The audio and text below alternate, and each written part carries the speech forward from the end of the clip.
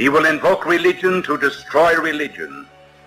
He will even speak of Christ and say that he was the greatest man who ever lived. His mission, he will say, will be to liberate men from the servitudes of superstition and fascism, which he will never define.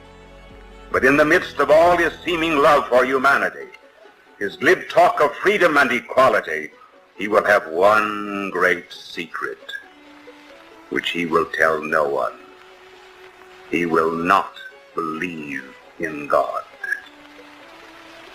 And because his religion will be brotherhood without the fatherhood of God, he will deceive even the elect. He will set up a counter-church, which will be the ape of the church because he, the devil, is the ape of God.